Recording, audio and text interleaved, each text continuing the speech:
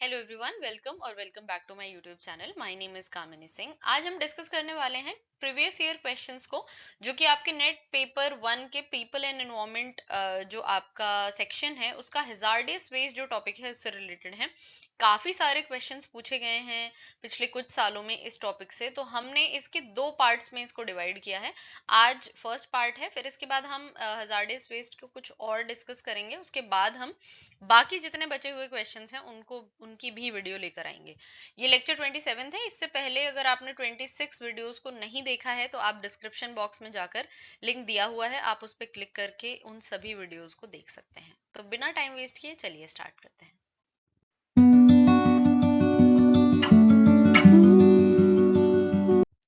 First question, ये question पूछा गया था मार्च 2023 के पेपर में। Which of the following are the pathways for toxicants to enter into our body, यानी कि कौन कौन से रास्ते हैं जहां से जो टॉक्सिकेंट है वो आपके शरीर के अंदर प्रवेश कर सकता है, एंटर कर सकता है।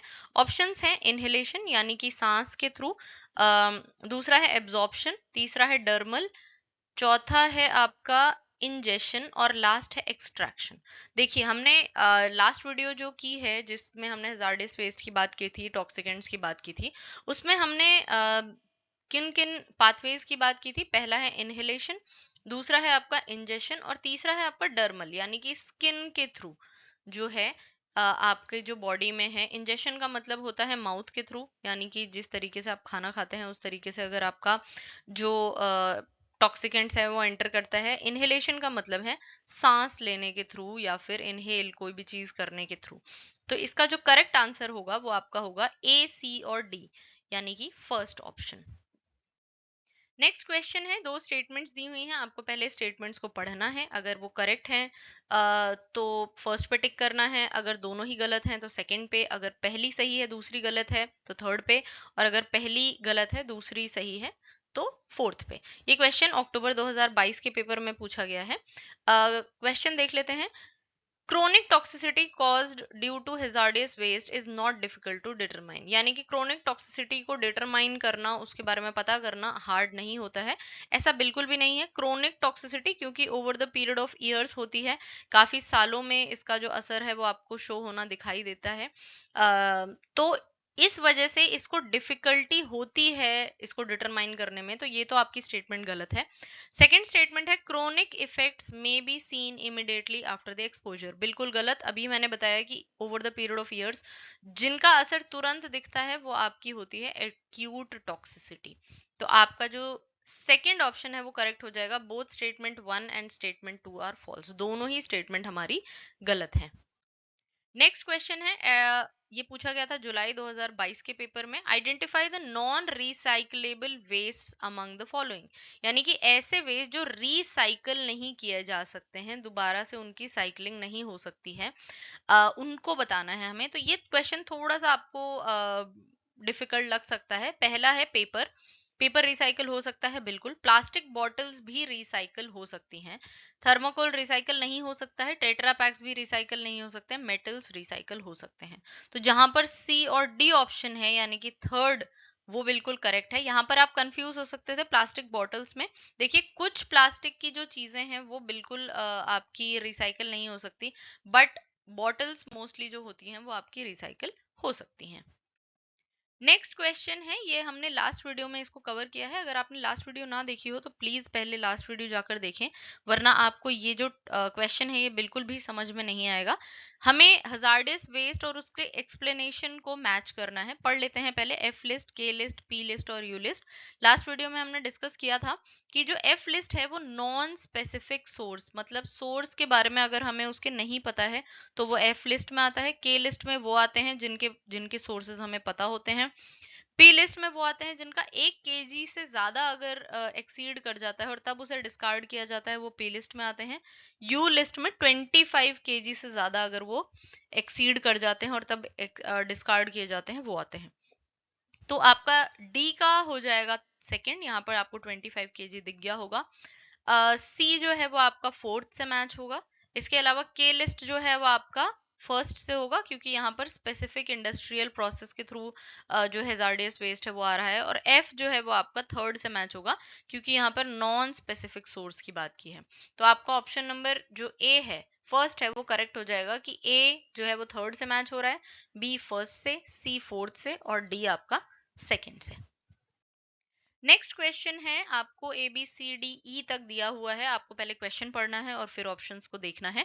हजार्डियस वेस्ट इज लिक्विड और solid that contain substances known to be. Characteristics के बारे में यहाँ पर है कि आपको कैरेक्टरिस्टिक्स को पहचानना है। तो पढ़ लेते हैं एक एक करके। सबसे पहले फैटल टू ह्यूमन और animal only at high doses, बिल्कुल भी नहीं।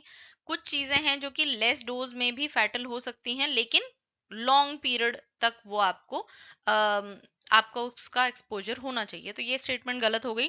टॉक्सिक, कार्सिनोजेनिक और म्यूटाजेनिक टू ह्यूमंस, बिल्कुल सही है। देखिए इन वर्ड्स का मतलब, टॉक्सिक का मतलब आपको समझ में आ गया होगा, कार्सिनोजेनिक का मतलब है कैंसर कॉजिंग।